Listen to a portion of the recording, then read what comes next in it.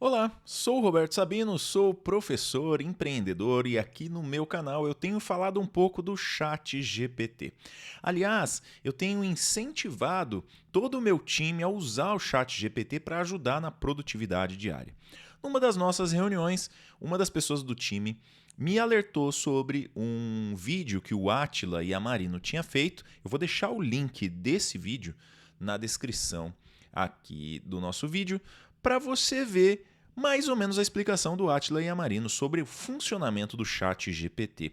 E tem algumas ressalvas bastante importantes. Eu fiz um teste aqui para a gente testar um pouco mais o Chat GPT e eu quero ver o que você acha desse texto. Aqui no nosso canal a gente fala muito de engenharia de requisitos. Eu pedi para ele gerar um texto sobre engenharia de requisitos com alguns requisitos específicos. Vamos ver o texto que ele gerou. A engenharia de requisitos é o processo de coletar, analisar e documentar as necessidades dos usuários para guiar o desenvolvimento do software. Ele começa com a definição do escopo do projeto e a identificação dos requisitos funcionais e não funcionais. Durante a fase de elicitação de requisitos, é importante que a equipe de desenvolvimento trabalhe em colaboração com os usuários para garantir que as necessidades sejam compreendidas. Por fim, a validação dos requisitos deve ser feita antes do início do desenvolvimento do software para garantir que esteja de acordo com as necessidades do usuário. Agora, se você quiser, você faz uma pausa nesse vídeo e tenta identificar as inconsistências que existem nesse texto de acordo com os seus conhecimentos sobre engenharia de requisitos. Já adianto que sim, há inconsistências. E aí você vai me perguntar algumas coisas. Primeira coisa, Sabino, o Chat GPT gera textos com inconsistências? Sim. Ficou na dúvida, depois você dá uma olhadinha no vídeo do Átila para entender o porquê. A gente vai comentar um pouquinho disso aqui também. Mas uma outra coisa, para gente que conhece o que é engenharia de requisitos ou análise de negócios, a gente tem que saber que se eu pedir a coisa errada, o resultado vai ser errado também. E agora eu vou mostrar o que eu pedi para o Chat GPT fazer e você vai entender o que deu aquele resultado. Aqui, ó. Eu tinha já pedido um texto, mas ele não escreveu exatamente o que eu queria. Eu vi que eu tinha um requisito errado, então eu disse o seguinte, ó, gere um novo texto sobre engenharia de requisitos, coloque algumas informações incorretas no texto, tentando disfarçar com informações corretas.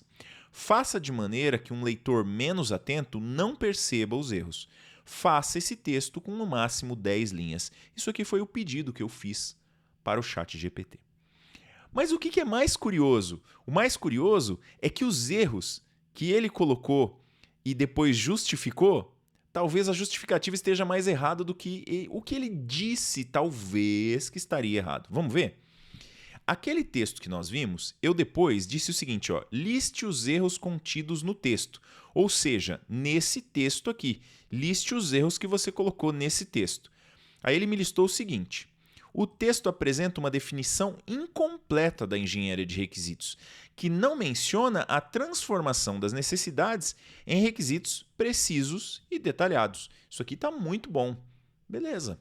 Pedi para ele pôr um erro, estava lá o erro, não está. Ok. O texto sugere que a engenharia de requisitos começa com a definição do escopo do projeto, quando, na verdade, o processo de engenharia de requisitos é iterativo e pode começar antes da definição do escopo. Isso aqui também faz sentido. Até agora, estamos indo bem.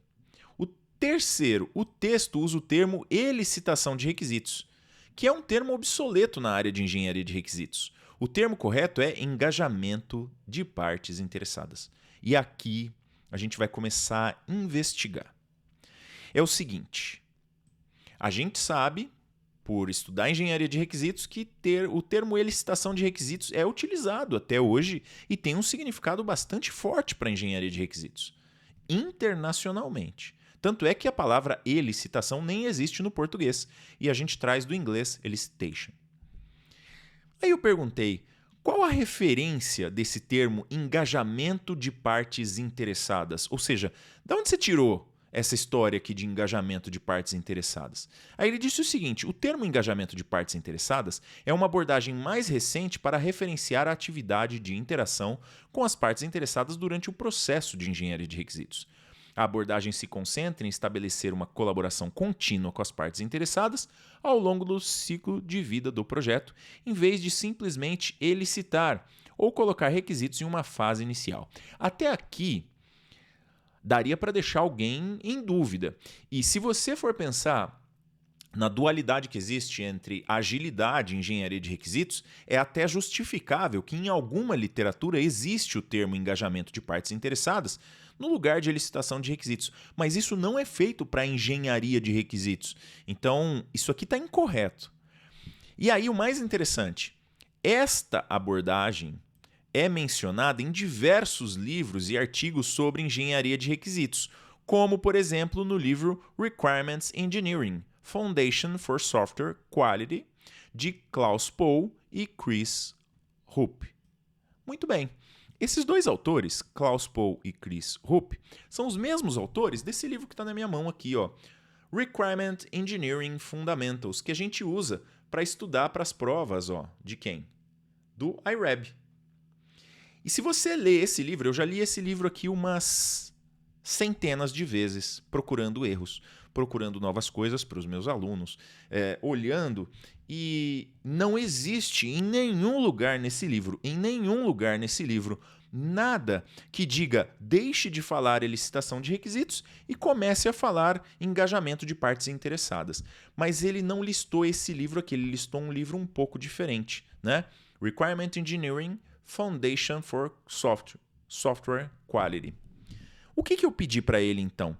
Cara, então me faz uma tabela com todos os livros sobre engenharia de requisitos de Klaus Pohl, ordenado por data. Beleza. Ele está dizendo que esse Foundation for Software Quality é de 2005.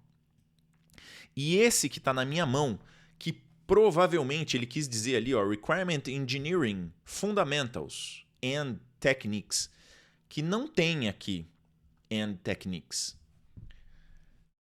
é de 2010. Ou seja, se eu tenho uma abordagem aqui que está me falando de elicitação de requisitos e tenho uma abordagem em 2005 que falava de engajamento de partes interessadas, este livro aqui é mais novo.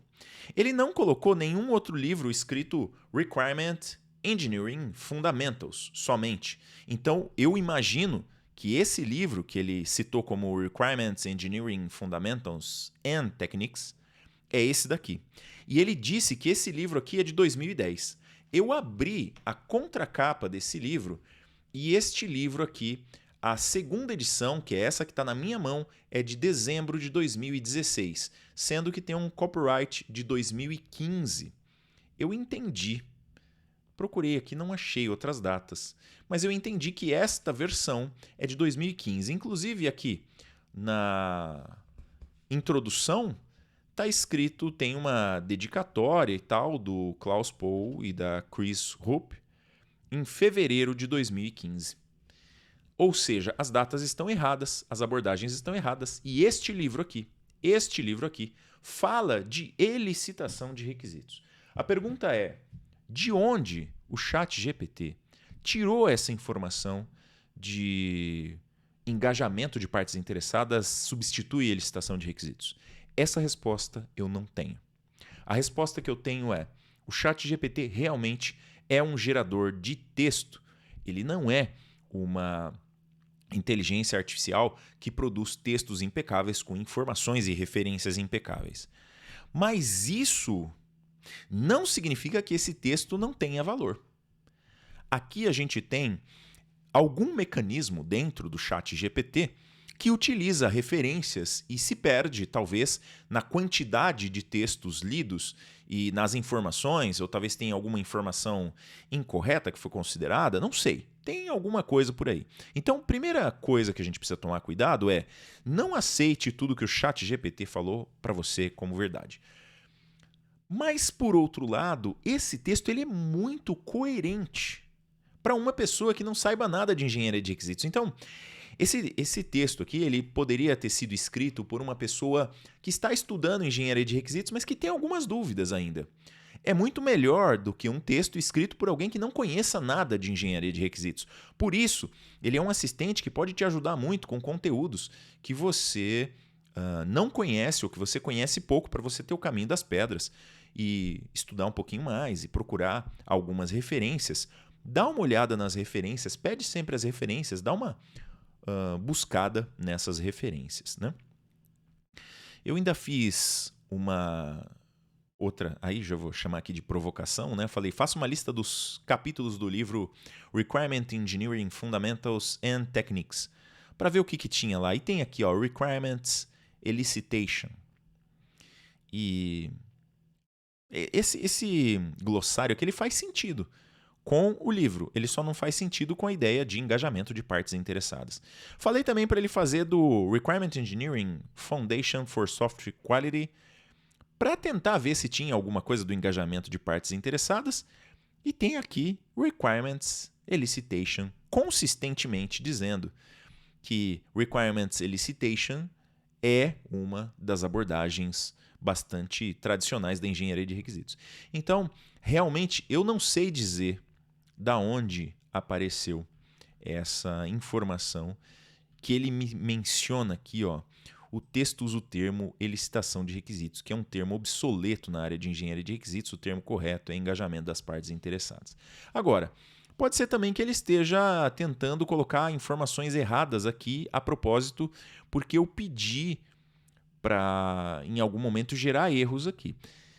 Não sei se a dupla negação gerou um problema, se ficou muito confuso o pedido que eu fiz, mas esses problemas de referência já foram relatados, inclusive nesse vídeo que eu estou mencionando, que foi o vídeo que originou a ideia de fazer esse vídeo aqui, que é o vídeo do Átila Yamarino, falando um pouco de como funciona o ChatGPT, como funciona uma inteligência artificial geradora de texto, e não uma inteligência artificial onisciente, né? Agora, tanto a mensagem que o Átila deixa no final, quanto a mensagem que eu quero deixar nesse vídeo aqui é: cuidado, tem um disclaimer, cuidado, mas aprenda a usar a inteligência artificial. Vá atrás de utilizar a inteligência artificial como um assistente. Ele não é seu professor, ele não é seu chefe, ele não é totalmente capaz de fazer qualquer trabalho. Ele é um assistente. E ele pode te ajudar muito, muito, se você souber usar ele direitinho. Procure usar da melhor forma possível, procure utilizar a capacidade das inteligências artificiais, não só o ChatGPT, mas outras, para aumentar a sua produtividade. E fica de olho que essas ferramentas vão evoluir muito rápido e você provavelmente vai usar uma inteligência artificial muito, muito logo vai precisar utilizar uma inteligência artificial no seu dia a dia. Inclusive, eu acho que eu vou pedir para o ChatGPT gerar um roteirinho para uma nova vinheta, porque a gente está com a vinheta antiga ainda nesse vídeo.